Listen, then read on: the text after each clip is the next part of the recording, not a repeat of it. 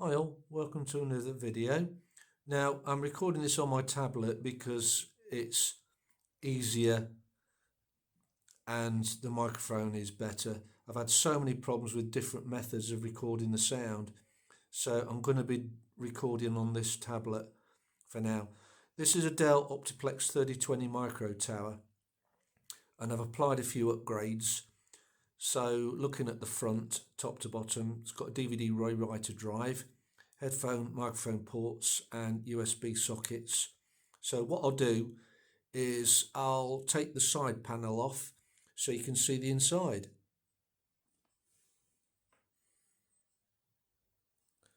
So that's the side panel off, just two nilled screws.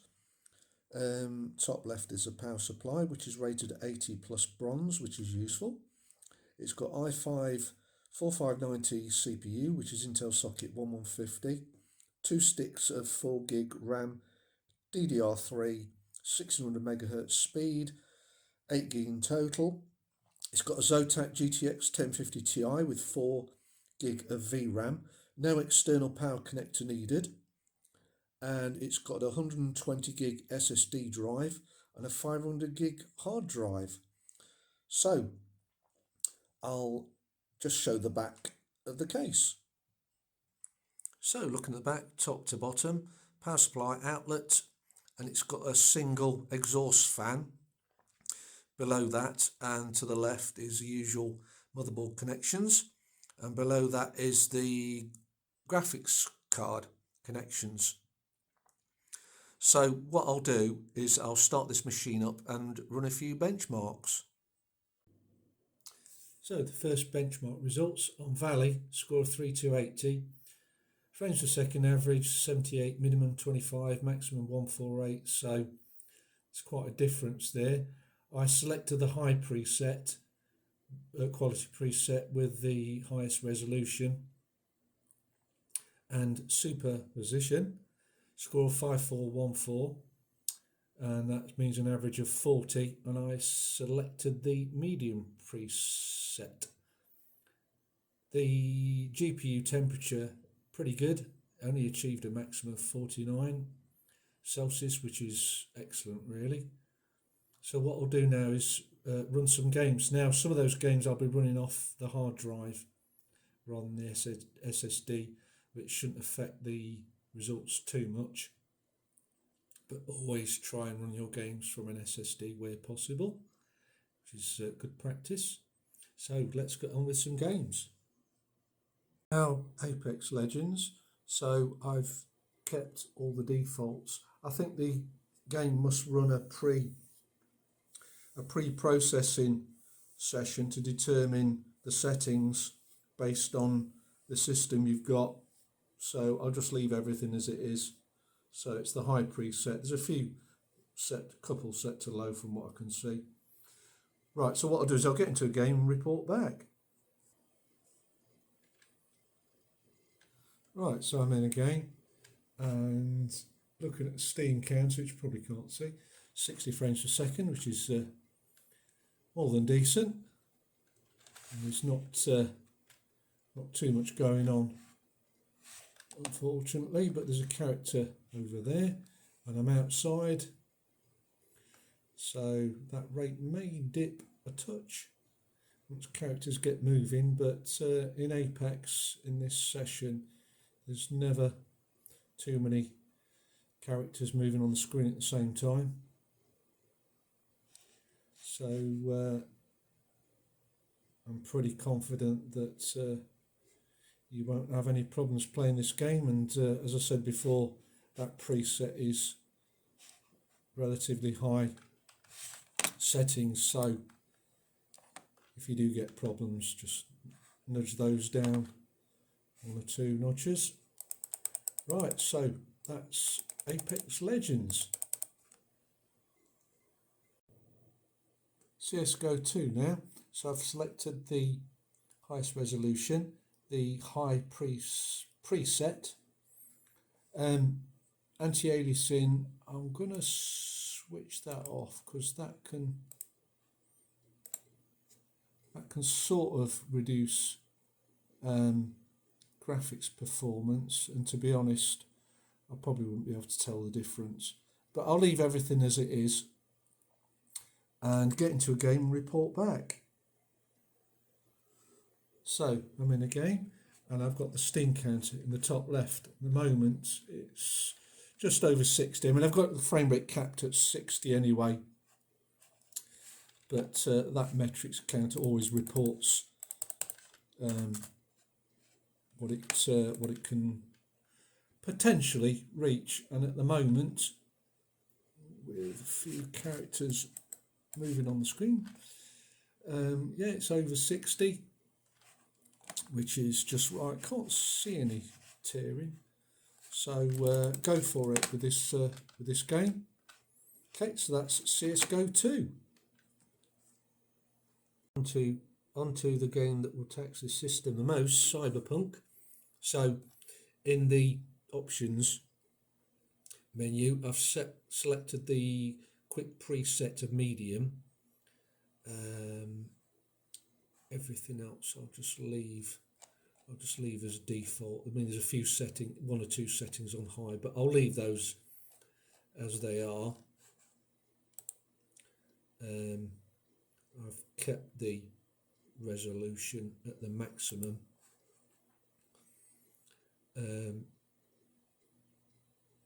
Any other things I'll just leave as default, any other flags.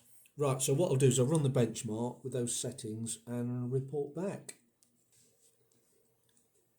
So the benchmark has finished. Average of 35 frames per second. The minimum is 22 and the maximum is 73, and you want those as close together as possible, really. So what I might do is set the preset to low and see if we can get a better frame rate. So I'll run the benchmark again, report back.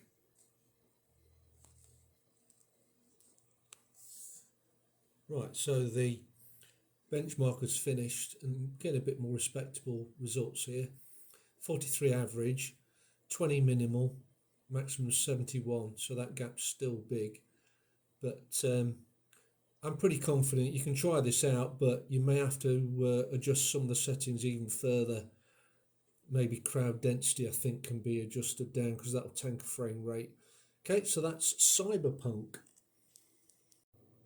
Onto Doom Eternal. Now I've selected the high preset and the highest resolution. So on this opening part, just get a few characters moving on the screen. It's capped at 60, and it's at the moment it's a rock solid 60. Of course, there's busier levels later on, but this opening one with one or two characters moving on the screen always gives a good idea if your system will be up to it. But I'm pretty confident, especially with that 4 gig of VRAM, that high or medium is ideal. I think on a monitor this size you probably wouldn't be able to tell the difference between high and medium anyway, and there's lots of other settings in the in-game menu that you can adjust. Maybe keep the textures high and set others to medium or low.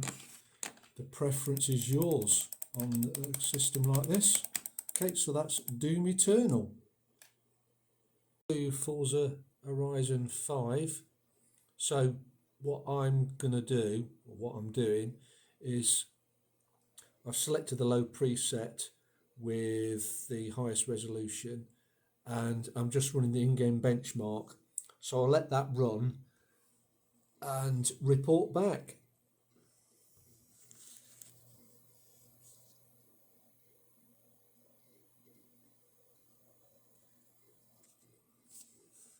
So these are the results. Now the suggested preset was low, and I set a few, well, one or two others to low, and the frame rate is capped at 60. I mean, this monitor won't display more than 60 anyway. The video memory is not being exceeded, and it achieved smack on 60 frames per second. So you can be sure that Forza Horizon 5 is definitely a go on this machine. Red Dead Redemption 2 now. So I'm in the graphics menu. The video memory at the moment with the settings selected is nowhere near going to be exceeded. We've got 4 gig of VRAM to play with. So resolution 1600 by 900. And I'll just roll down. So I've selected the preset of low and switched off the majority of flags just to see what the benchmark will give us. And then if we get good results, then I can nudge one or two of those up a touch. So what I'll do is I'll run the in-game benchmark and report back. Right, so the benchmark was finished. So we get an average of 43 frames per second, maximum 72, minimum 12. So expect in the more busy areas there'll be some frame dips here and there, because ideally you want minimum maximum to be as close as possible. And I don't think I can reduce many of those settings by much more. So that's what you'll probably get in game. It might be high, it might be lower, it might be smack on 43. But try it anyway. That tells me that you can play it at least. Okay, so that's Red Dead Redemption 2. Now this is interesting. There was one or two settings still switched on or not set to low. Motion blur switched off. This is the big change. I changed the renderer from Vulkan to DirectX 12, and the results from the benchmark, minimum maximum, are really close. 47 minimum, maximum 52, with an average of 50. So based on that, it's something to look at for a more stable frame rate, is from these results to select the DirectX 12 renderer option. So something to think about if you want to play Red Dead Redemption 2.